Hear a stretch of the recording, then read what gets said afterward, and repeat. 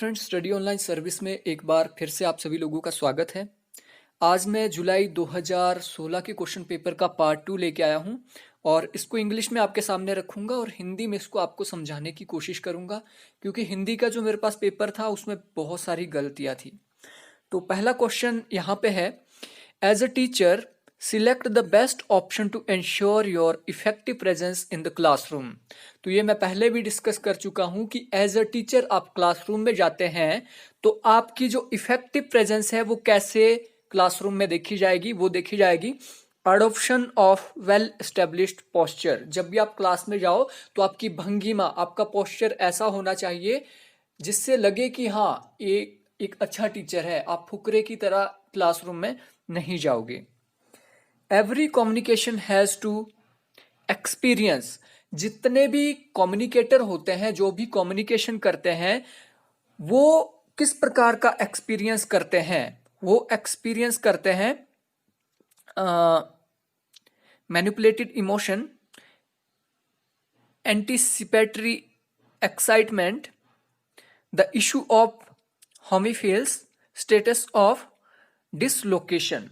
तो दोस्तों, इसका जो करेक्ट आंसर है वो है एंटीसिपेटरी एक्साइटमेंट। जब भी एक कम्युनिकेटर कम्युनिकेशन करता है उसके अंदर एक एक्साइटमेंट होती है, या तो वो डरता है या फिर वो बहुत ज्यादा एक्साइटेड रहता है, खुश रहता है।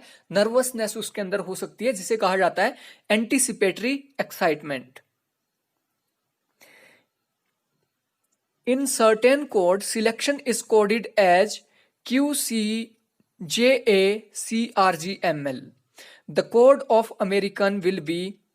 अब देखिए दोस्तों, यहाँ पे वही आपने प्रोसीजर यूज करना है जो मैं यूज करता हूँ। लाइक ये हमने लिखा है यहाँ पे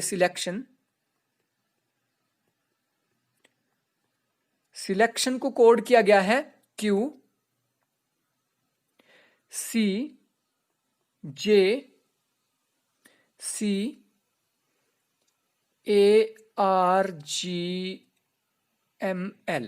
तो दोस्तों, यहाँ पे हुआ क्या है, आपने सिंपली देखना इन्होंने किया क्या है।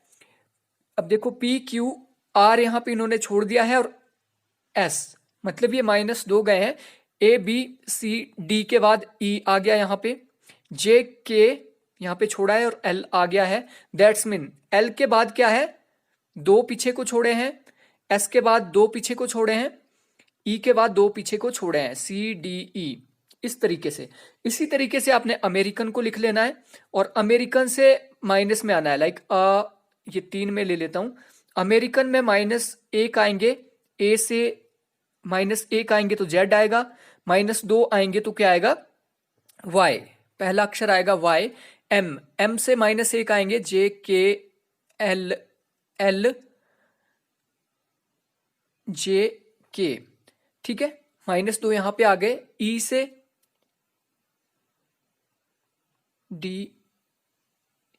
DCD। तो जिस अक्षर में YKC आएगा, YKC, आप इसको पूरा सॉल्व कर लीजिए एक बार। दैट्स मीन 23 का जो करेक्ट आंसर है वो है 1। आप इसको आराम से सॉल्व कीजिए। अब जितना खुद से सॉल्व करेंगे आपको उतनी इसमें इजी आपको ये लगेगा। नेक्स्ट है आपका, इसको थोड़ा बड़ा कर लेते हैं। ये सीरीज दी गई है 3, 11, 23, 39। इसमें अगला शब्द क्या होगा? इसमें आपने सिंपली देखना क्या है, 3 और 11 के बीच डिफरेंस, 11 और 23 के बीच, 23 और 39 के बीच, और 39 और 59 के बीच डिफरेंस। तो यहाँ पे आप देखोगे 3 और 11 के बीच डिफरेंस 8, 3, 11। 11 और 23 के बीच होता है 16 का, सॉरी 12 का डिफरेंस है। नेक्स्ट यहाँ पे है 16 का डिफरेंस। 39 और 59 के बीच कितने का है, 20 का डिफरेंस। अब देखिए 8 का पहाड़ा यहाँ पे लगा है, 8 और 4 12, 12 4 16, 16 और 4 20, 20 4 नेक्स्ट होगा 24, यानी 59 में 24 का डिफरेंस होगा। 9 और 4 13, हासिल आया 1, 6 और 2 8। 83 विल बी नेक्स्ट टर्म। तो 83 यहाँ पे C इसका करेक्ट आंसर है। अब ये 2 रेलवे टिकट का है, इसको जब मैंने अनुपात में आपको कराया था उसके अंदर इसको मैं पहले ही सॉल्व कर चुका हूं, लेकिन आपको इसका मैं आंसर बता दूं। इसका जो करेक्ट आंसर है वो है 433, इसका करेक्ट आंसर है। A person walk 10 metre in front and 10 metre to the right. एक आदमी है वो अपने फ्रंट की ओर 10 मीटर चलता है। लाइक फ्रंट आप नीचे ले लो, ऊपर ले लो, कहीं भी ले लो, लेकिन फ्रंट अगर इसका मुंह इधर को है तो ये कितना चला, 10 मीटर चला। Okay, and 10 metre to the right. अब इधर को जा रहा था तो ये अपने राइट मुड़ा, तो इसका राइट किधर को होगा, नीचे को डेफिनेटली, ऊपर को लेफ्ट होगा। ये राइट मुड़ा और कितना चला ये, 10 metre. Then every time turning to his left he walks 5, 15 and 15। अब देखो अभी इसका मुंह नीचे को है, अब ये क्या है, हर बार अपने बाएं मुड़ा, लेफ्ट मुड़ा। अब देखिए इधर को था ये, इधर को मुड़ने के बाद ये क्या है, अपने लेफ्ट मुड़ा। अब इधर को इसका मुंह है तो लेफ्ट इधर मुड़ा, और कितना चला, पहले पहले चला ये 5, ठीक है। फिर अपने लेफ्ट मुड़ा, अब इधर को मुंह है तो लेफ्ट डेफिनेटली ऊपर को होगा इसका लेफ्ट हैंड, और यहां से कितना चला ये 15। फिर लेफ्ट मुड़ा, दैट्स मीन इधर को इसका मुंह है, इधर को राइट है, इधर लेफ्ट, लेफ्ट मुड़ा और कितना चला 15। How far is he now from his starting point. अपने स्टार्टिंग पॉइंट से ये कितना दूर है। अब दोस्तों यहां पे देखोगे आप, यहां से 10 मीटर चला, नीचे को आया 10 मीटर चला, और आगे को गया 5 मीटर चला, और ऊपर आया 15 metre.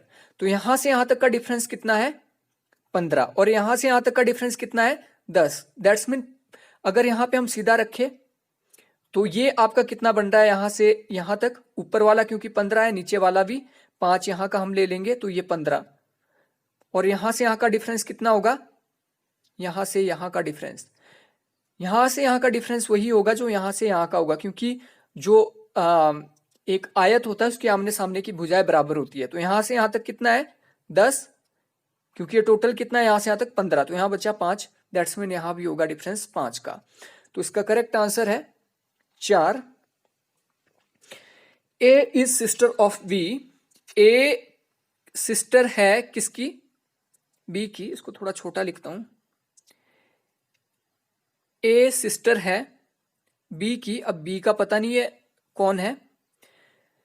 F is daughter of जी।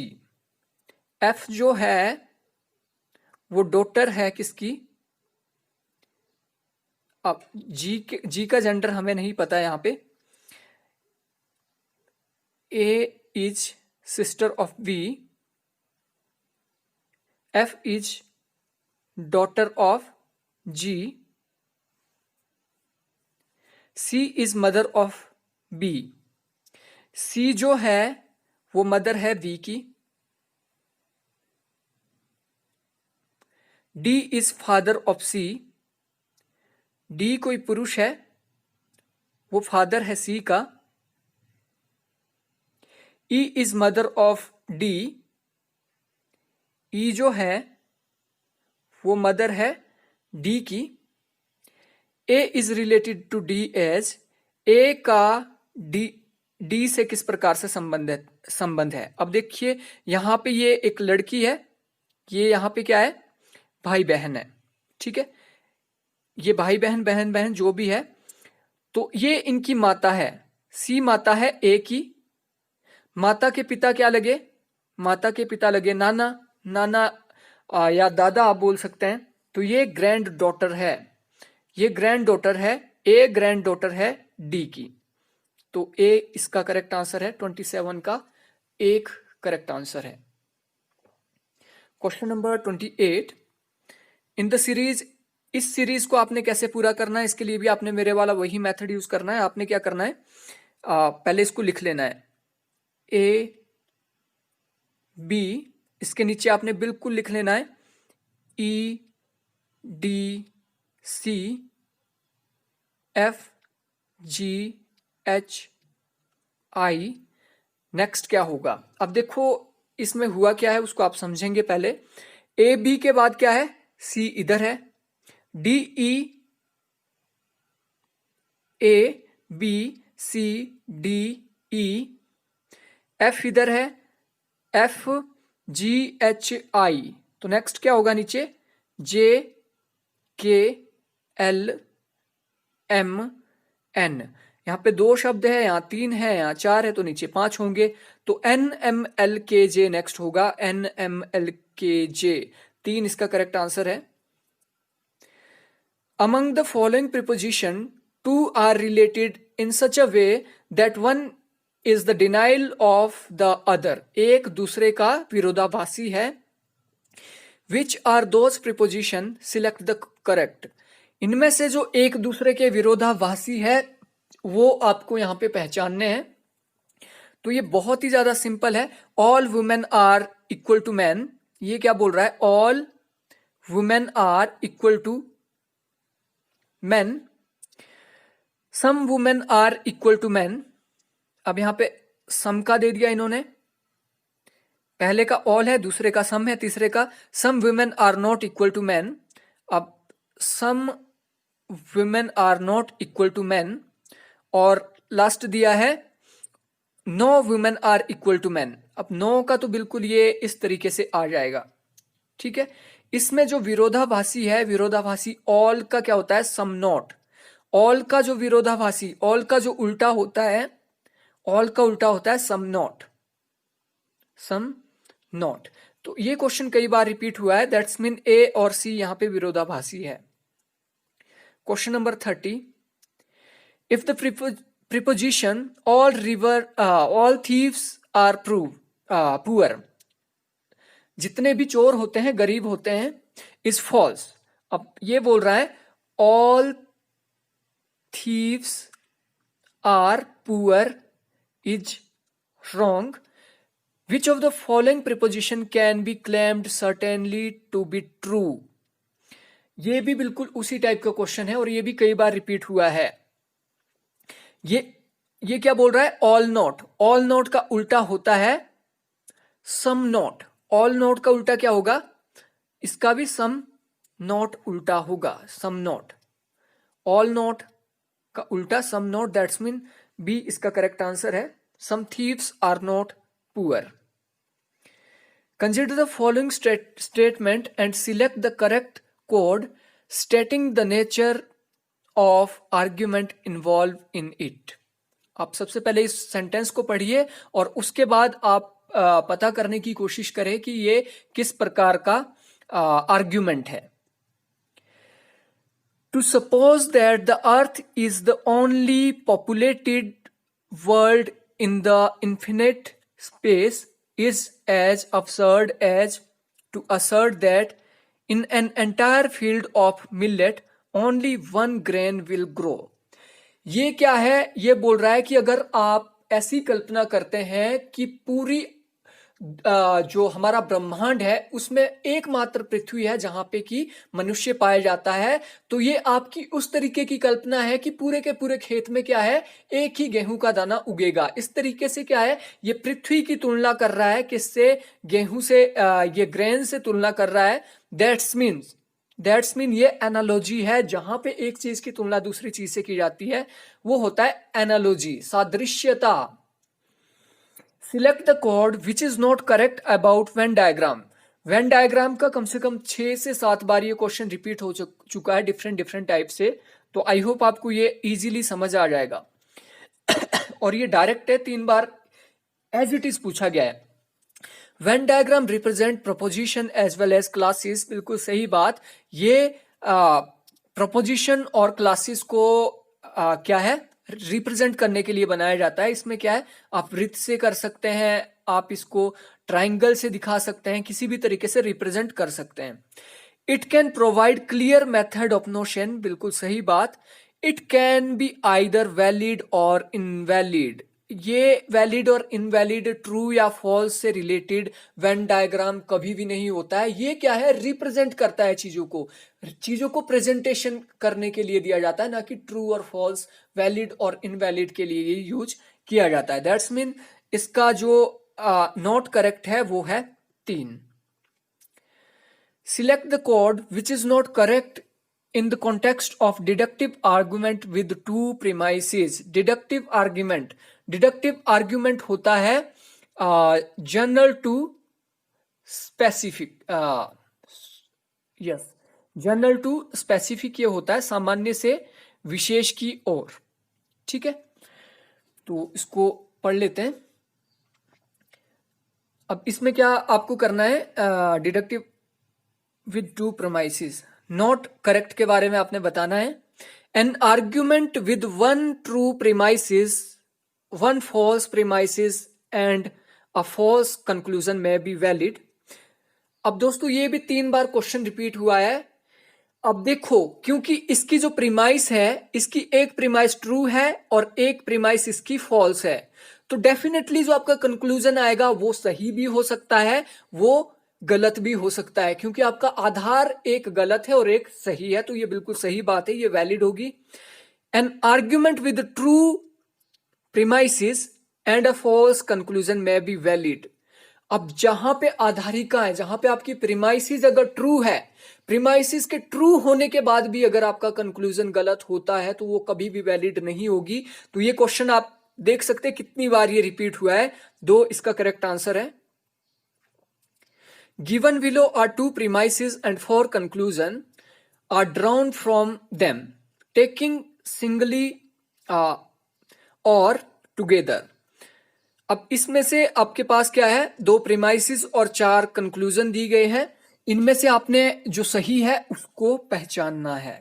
ठीक है, all religious person are emotional. अब ये बोल रहा है ऑल जो रिलीजियस पर्सन है वो क्या होते हैं, इमोशनल।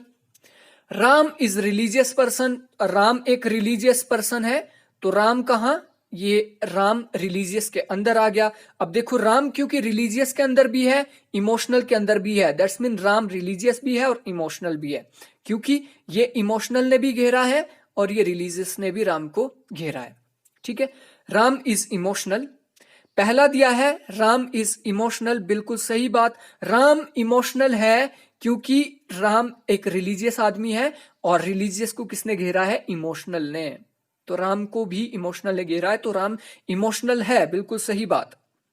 ठीक है, all emotional person are religious. अब ऑल इमोशनल पर्सन रिलीजियस कैसे हो सकते हैं?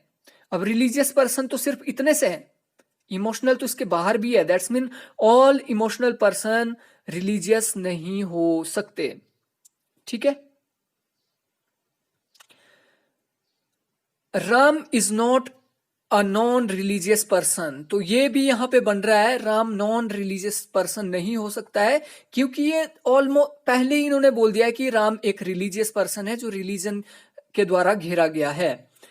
सम religious person are not emotional. अब सम का तो अगर ऐसा बना होता, या ऐसा तो यहाँ पे कुछ भी नहीं बना है, दैट्स मीन ये भी गलत है, तो यहाँ पे करेक्ट बन रहा है A and C, that's mean 3 इसका करेक्ट आंसर है।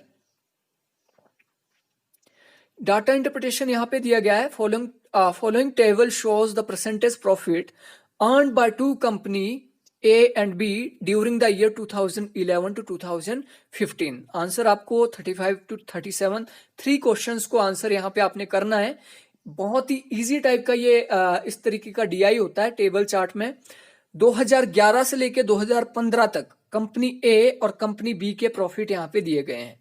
लाइक 2011 में कंपनी ए को प्रॉफिट कितना हुआ, 20%। अगर इसने 100 रुपीज, अब आपने यहाँ पे इनिशियल वैल्यू क्या माननी है, 100 जो इन्वेस्ट किया, 100 पे इसको क्या है, 100 रुपीज लगाए थे, 20% का इसको लाभ हुआ, दैट्स मीन इसकी आमदनी कितनी हुई, 120 रुपए, तभी तो इसको 20% का लाभ हुआ। इसने 100 रुपए लगाए थे और 135 मिले, 100 रुपए लगाए थे 145 मिले, 100 रुपए लगाए थे 140 मिले, 100 रुपए लगाने के बाद 125। वैसे ही आप इसके साथ भी इसको लगा सकते हैं और इसमें इनिशियल वैल्यू को आप 100 मानोगे। ठीक है, अगर नीचे वैल्यू अगर चेंज है तो उसके हिसाब से आप कर सकते हैं। तो सबसे पहला क्वेश्चन देखते हैं। If the total expenditure of 2 companies was 9 lakh in 2012। अब ये बोल रहा है अगर टोटल एक्सपेंडिचर दोनों कंपनियों का 2012 के अंदर ये रहा 2012 का डाटा। कितना था? 9 लाख, 9 लाख था। And the expenditure of A and B in the ratio of 2:3, what was the income of company A in that year? बहुत सिंपल है। यहां पे इन्होंने बोला कि इन्होंने एक्सपेंडिचर लगाया कितना था? 9 लाख रुपए। 9 लाख रुपए किस हिसाब से लगाया? 2:1 रेशो में।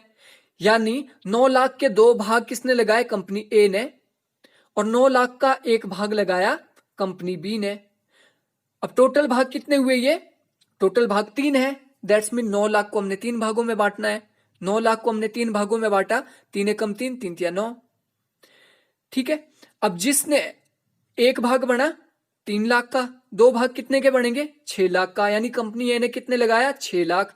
कंपनी बी का 3 गुणा 1, 3 लाख। अगर आपने मेरी ये रेशियो की वीडियो, डाटा इंटरप्रिटेशन की वीडियोस नहीं देखी है तो उसको एक बार जरूर देख ले। मैंने यहाँ पे क्या किया आपको इजिली समझ आ जाएगा। यानी टोटल इन्वेस्ट किया था दोनों कंपनियों ने 9 लाख। 2 भाग किए थे इन्वेस्ट कंपनी ए ने और 1 भाग किया था कंपनी बी ने। दैट्स मीन 6 लाख इन्वेस्ट किया था कंपनी ए ने और 3 लाख किया था कंपनी बी ने। टोटल था 9 लाख। यहां तक क्लियर हो गया है। उसके बाद ये पूछ क्या रहा है आपने? कंपनी ए का इनकम कितनी है। ठीक है। अब कंपनी ए ने कितने लगाए थे? 6 लाख। हमें मिल गया है कंपनी ए ने लगाए थे 6 लाख और इनको लाभ कितना हुआ है? 35% का। तो 6 लाख गुणा 35 हम यहां पे कर देंगे बटे में 100। तो हमें 6 लाख का 35% कितना होता है वो हमें मिल जाएगा। अब ये 6 लाख है, इसको 6 मान के आप ना चले। अगर आपको 6 लाख इसको बनाना है, इकाई, दहाई, सैकड़ा, हजार, दस, लाख। 6 लाख गुणा 35 बटा 100 आप ये भी कर सकते हो। ठीक है। इस तरीके से आपने ये किया। अब हम इसको काटते हैं। ओके, ये 2 जीरो से 2 जीरो कट गई। ऊपर बचा 6000 और 35। तो हम 6000 गुणा 35 कर देंगे।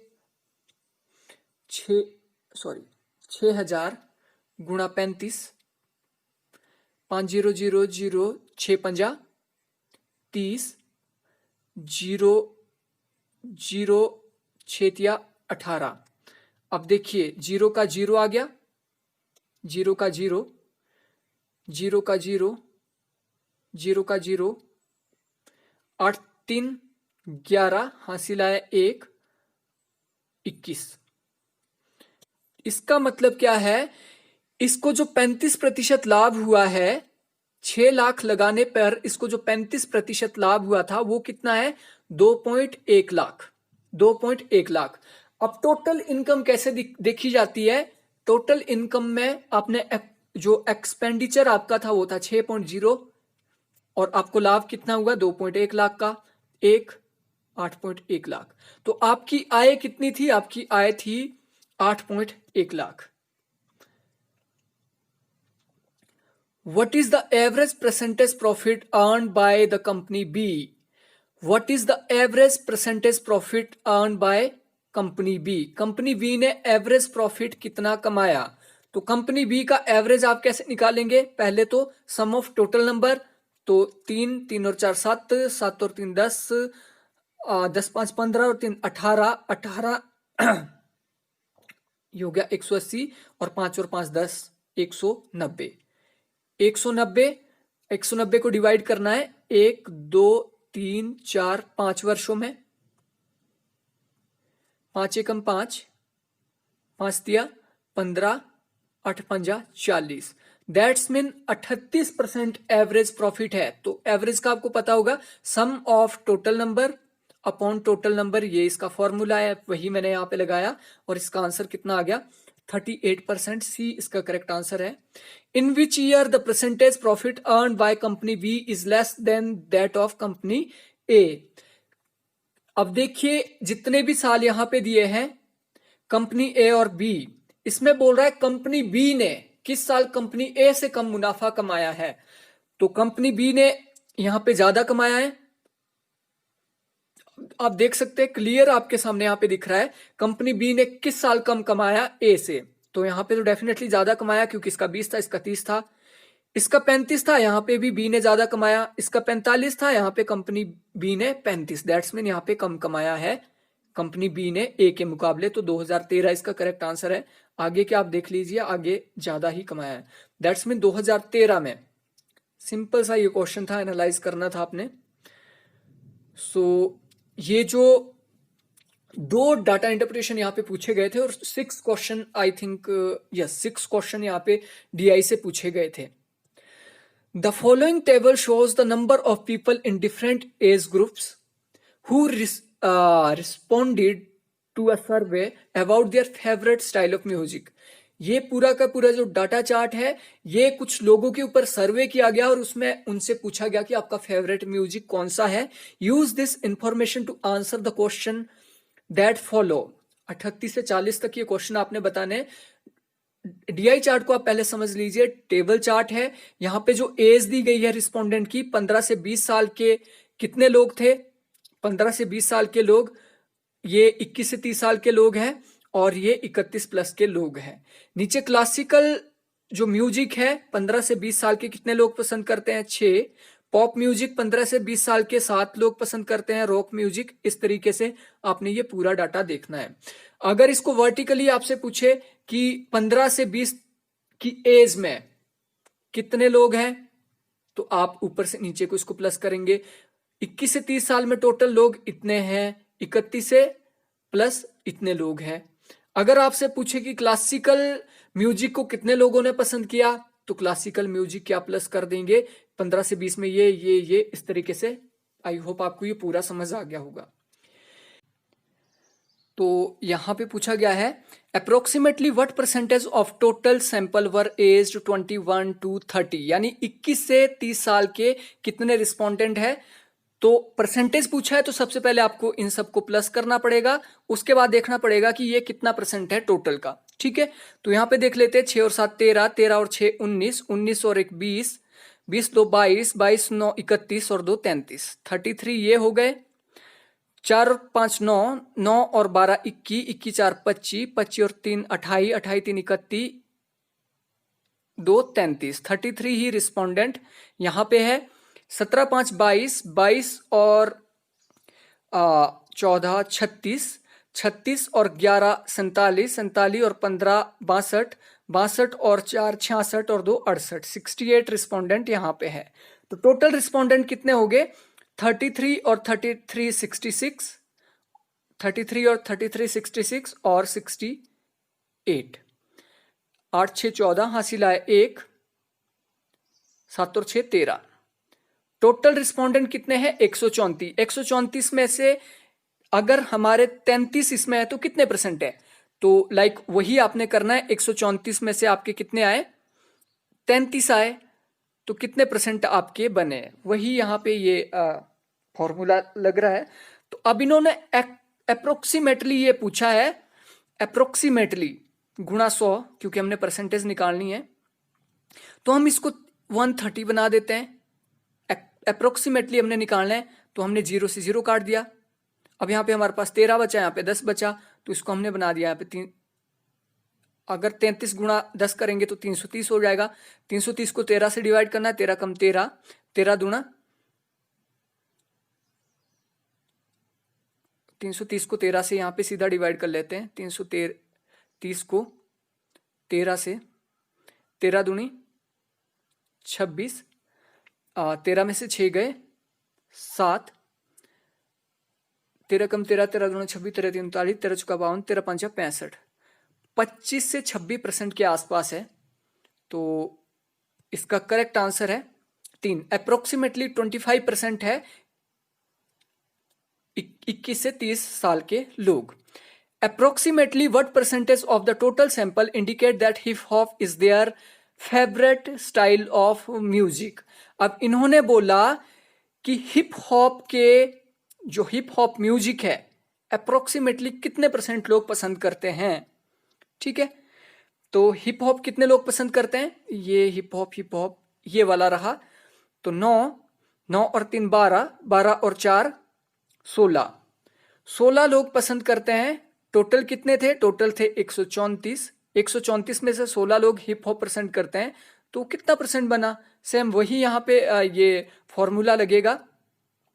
तो हमने इसको फिर से 130 बना दिया इजी करने के लिए।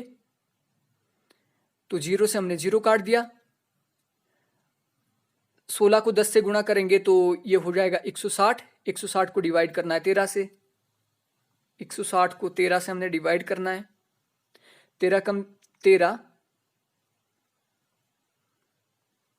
13 दूनी 26। ऑलमोस्ट यहाँ पे कितना आ रहा है? 12% आ रहा है, ऑलमोस्ट 12%। तो अप्रोक्सीमेटली कितने हैं? सॉरी, ये 12% लोग जो हिप हॉप को पसंद करते हैं। What percentage of respondents aged 31 plus indicate a favorite style of other than classical music? अब ये बोल रहे हैं कि कितने परसेंट लोग 31 प्लस साल के ऐसे हैं जिन्होंने जो क्लासिकल म्यूजिक के अतिरिक्त अपनी पसंद बताई है। तो सबसे पहले 31 प्लस साल के, ये यहाँ पे डाटा यहाँ पे दिया है। तो क्लासिकल डांस 31 प्लस के कितने लोग करते हैं? 17 लोग पसंद करते हैं। टोटल कितने थे ये? 68। ठीक है, 68 में से माइनस हमने 17 कर दिए, क्योंकि क्लासिकल म्यूजिक के अतिरिक्त इन्होंने बोला है। तो 8 में 7 गया 1 और 6 में से 1 गया 5। 51 लोग ऐसे हैं जो हिप हॉप के क्लासिकल म्यूजिक के अतिरिक्त पसंद करते हैं। 51 लोग। तो 51 68 का कितना परसेंट है? टोटल 68 थे ये, और 68 में से 51 वो लोग हैं जो क्लासिकल म्यूजिक के अतिरिक्त पसंद करते हैं। तो वो कितना परसेंट बना? तो इसको हम काटते हैं। ओके, इसको सबसे पहले हम काटेंगे 2 से। तो 34 दूना 68 और 50 दूनी 100। अब इसको काटेंगे 2 से ही। 17 दूनी 34 और 25 दूनी 50। अब 17 से 51 डायरेक्टली कट जाएगा, तो 17 एकम 17, 17 चौके 68। 17 तिया 17 कम 17, 17 दूनी 34, 17 तिया 51, 17 तिया 51। अब ऊपर हमारे पास बचा 3 गुणा 25, 3 गुणा 25 दैट्स मीन 75%। तो इसका करेक्ट आंसर है 75% ऐसे लोग हैं 31 प्लस एज के जो क्लासिकल म्यूजिक के अतिरिक्त दूसरे म्यूजिक को पसंद करते हैं। The statement okay, question number 41। The statement the study design development implementation support of और management of computer-based information system, particularly software application and computer hardware refer to। Simple सा इन्होंने पूछा है, जो स्टडी डिजाइन होता है कंप्यूटर के अंदर, जो कि स्पेशली किसके लिए बनाया जाता है? एप्लीकेशन, कंप्यूटर सॉफ्टवेयर और कंप्यूटर हार्डवेयर के लिए बनाया जाता है। उसे क्या कहा जाता है? उसे कहा जाता है IT, इंफॉर्मेशन टेक्नोलॉजी। जो भी कंप्यूटर हार्डवेयर बनाते हैं, कंप्यूटर सॉफ्टवेयर बनाते हैं, कंप्यूटर के डिजाइन बनाते हैं, वो किस इंडस्ट्री के लोग होते हैं? IT के लोग होते हैं। If the binary equivalent of decimal number 48 is this, then the binary equivalent of the decimal number 51 is given by। तो डेसिमल नंबर आप कैसे निकालते हैं? सिंपली वही आपको क्या करना है, 51 को डिवाइड करना है 2 से, क्योंकि बाइनरी डिजिट 2 होते हैं। तो इसको देख लेते हैं। तो 25 दूनी 50, शेषफल बचा 1। 12 दूनी 24, शेषफल बचा 1। 6 दूनी 12, शेषफल बचा 0। 3 दूनी 6, शेषफल बचा 0। 2 एकम 2, शेषफल बचा 1। तो 51 का बाइनरी इक्विवेलेंट क्या होगा? नीचे से ऊपर की ओर हमने ये प्लस करना है, 1 1, नीचे ये 2 1 1, उसके बाद 0 0 1 1। तो 51 का बाइनरी इक्विवेलेंट होगा एक 110011। The process of copying files to CD-ROM। CD-ROM में जब आप फाइल्स को कॉपी करते हैं, मूवी को कॉपी करते हैं, डॉक्यूमेंट्स को कॉपी करते हैं, तो उसे कहा जाता है बर्निंग, CD बर्निंग या DVD बर्निंग। एन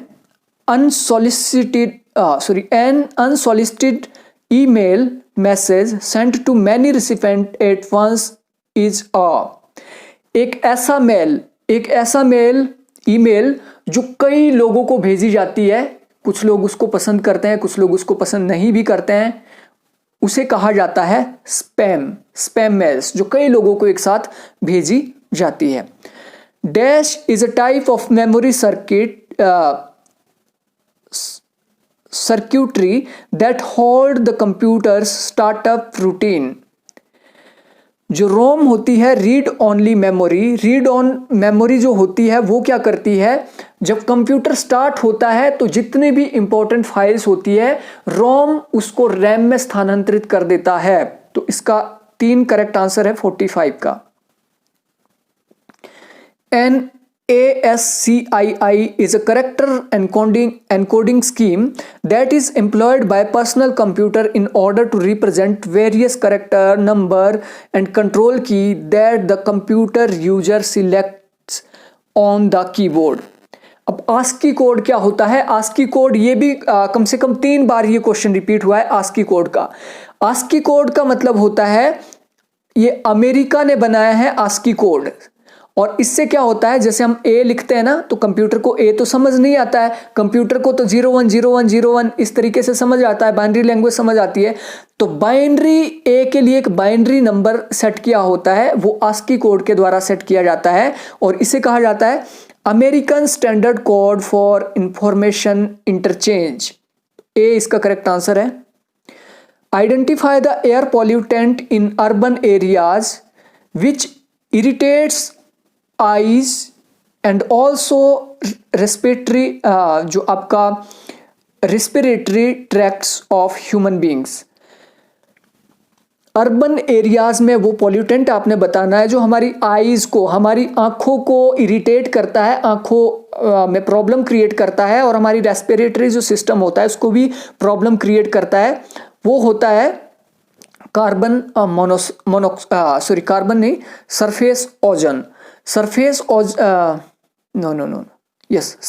ओजोन से ही हमें आंखों में जलन होती है और रेस्पिरेटरी सिस्टम में प्रॉब्लम आती है। विच ऑफ द फॉलोइंग, हाँ इसका क्या है, इसका आपको कार्बन मोनोऑक्साइड भी कई जगह मिलेगा, बट इसका जो करेक्ट आंसर यूजीसी ने दिया है वो सरफेस ओजोन दिया है। Which of the following is the largest source of water pollutant in major rivers of India? ये करंट के ऊपर पूछा गया था, उस साल के करंट में ये वाटर पॉल्यूशन से रिलेटेड जो हमारे आंकड़े आए थे उसमें कहा गया था जो आपका अनट्रीटेड सीवेज है, मलजल जो है, लाइक आपका जो टॉयलेट से सीधा पानी जाता है वो मिल जाता है नदियों में, तो वो सबसे बड़ा पॉल्यूटेंट माना गया है रिवर पॉल्यूशन का, untreated sewage. Sustainable development goal have specified target bye achieving.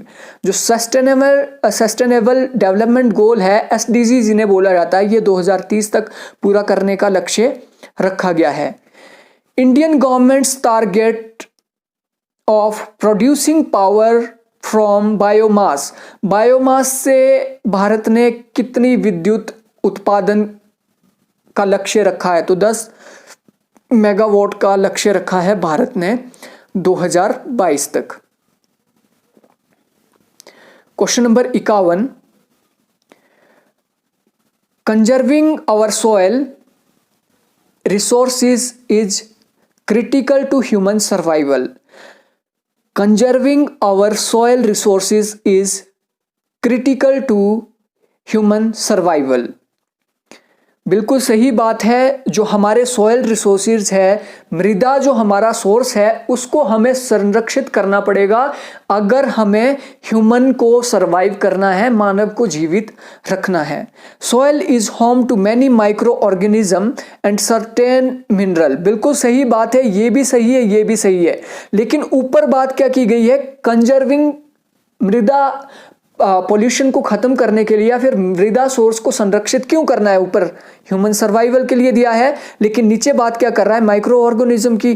That's mean ये इसका सही व्याख्या नहीं है, हालांकि ये दोनों सही है। बी इसका करेक्ट आंसर है। World meteorological organisation WMO objective has been reduce the number of death due to hydrometeorological disaster over the decade 2010 to 2009 by with reference to the decade 1994 to 2003।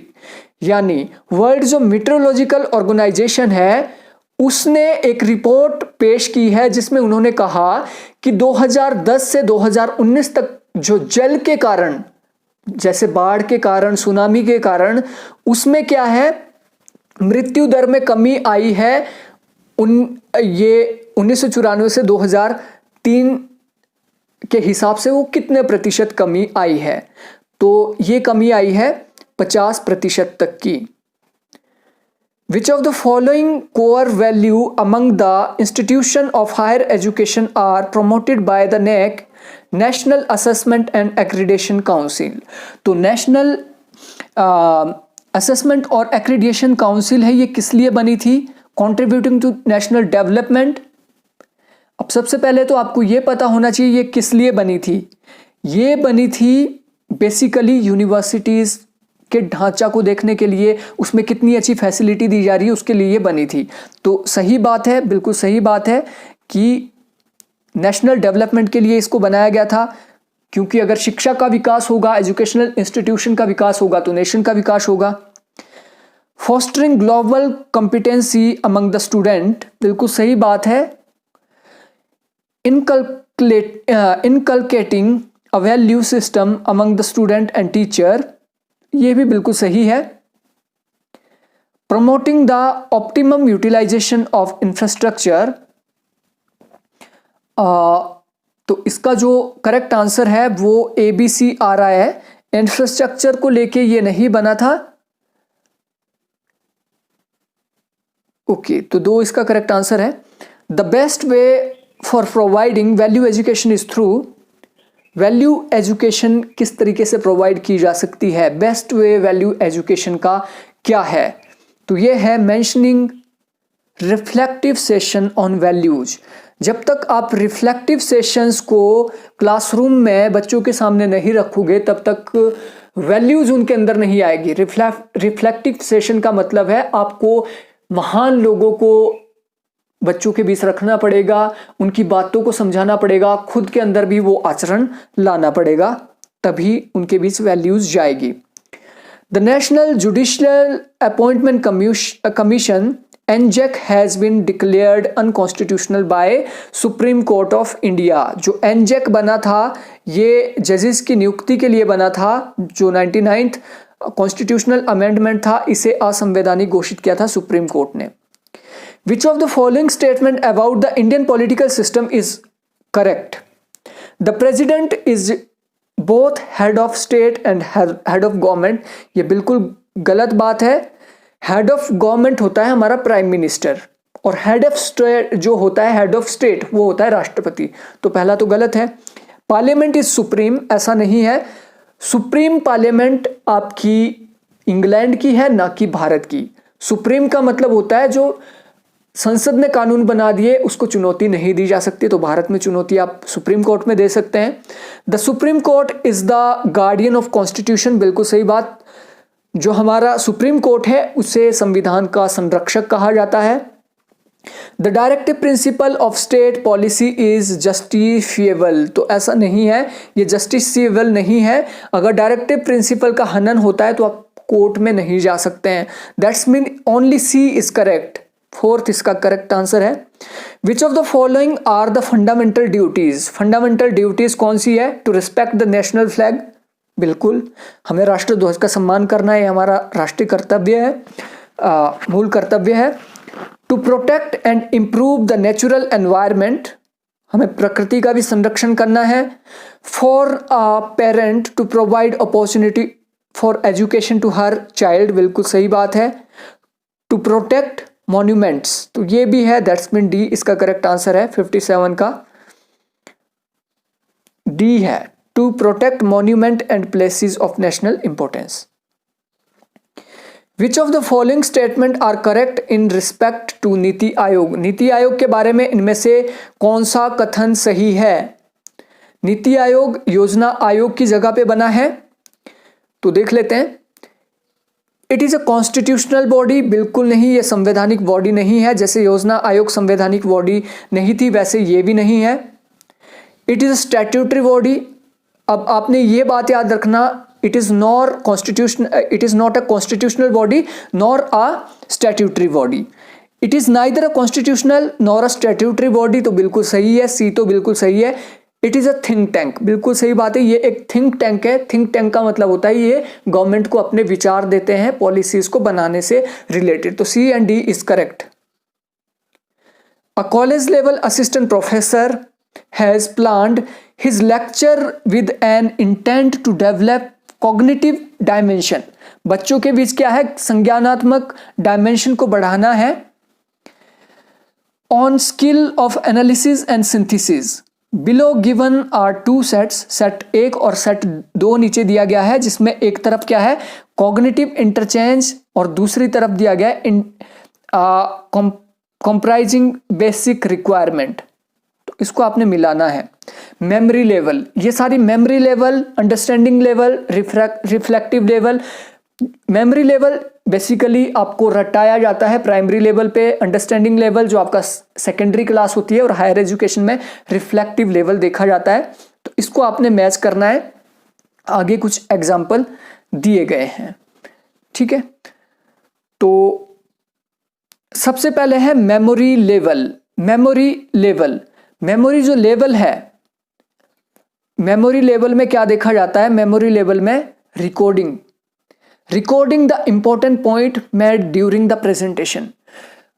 आपको पता होगा जब भी मैं लेक्चर दे रहा होता हूं, मैं हमेशा बोलता हूं कि आप इसको नोट कर ले जो भी मैं बता रहा हूं। इससे क्या होगा, आपकी मेमोरी लेवल क्या है, बढ़ेगी। आप बार बार चीजों को लिखेंगे तो आपकी इससे मेमोरी क्या है, स्ट्रांग होगी। अंडरस्टैंडिंग लेवल, अंडरस्टैंडिंग, आपने चीजों को अंडरस्टैंड करना है, उसको लिखने की जरूरत नहीं, आपको समझना पड़ता है। Giving opportunity for discriminating example and non example of a point, आप इस तरीके के एग्जाम्पल दे जहां पे बच्चों को अपॉर्चुनिटी मिलेगी वो सही और गलत में उसमें अंतर कर सके एग्जाम्पल के through. Reflective level, reflective level में क्या होता है, क्रिटिकल एनालिसिस करना, इवैल्यूएशन करना किसी चीज का, critically analysing the point to be made or discussed, तो 3 इसका करेक्ट आंसर है। 59 का 3 correct answer. Which set of learner characteristic may be considered helpful in designing effective teaching learning system? Select the correct alternative from the codes given below. तो इसमें आपने क्या बताना है, लर्नर की कैरेक्टरिस्टिक बतानी है जो इफेक्टिव टीचिंग लर्निंग के लिए जरूरी होती है। ओके, तो prior experience of learner in respect of the subject, subject के बारे में अगर पहले से किसी विद्यार्थी को पता हो तो डेफिनेटली क्या है, टीचिंग लर्निंग अच्छी होती है। इसलिए टीचर बोलते हैं कल मैं ये चैप्टर पढ़ाऊंगा, घर से कुछ इसके बारे में थोड़ा बहुत पढ़ के आना, तो इससे क्या है, लर्निंग टीचिंग इफेक्टिव होती है।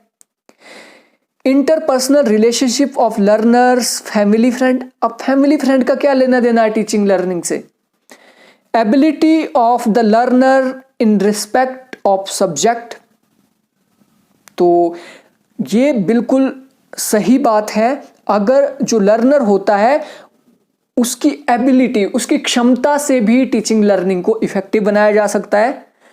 स्टूडेंट्स लैंग्वेज बैकग्राउंड, लैंग्वेज भी बहुत ज़्यादा जरूरी होती है। फॉर एग्जांपल आप इंग्लिश आप पढ़ रहे हैं, इंग्लिश का आपका चैप्टर है और आप लर्निंग टीचिंग सिस्टम को इफेक्टिव बनाना चाहते हैं तो स्टूडेंट की जो लैंग्वेज बैकग्राउंड है वो भी उसको इफेक्टिव बना सकता है या डिस इफेक्टिव बना सकता है। Interest of student in following the prescribed dress code.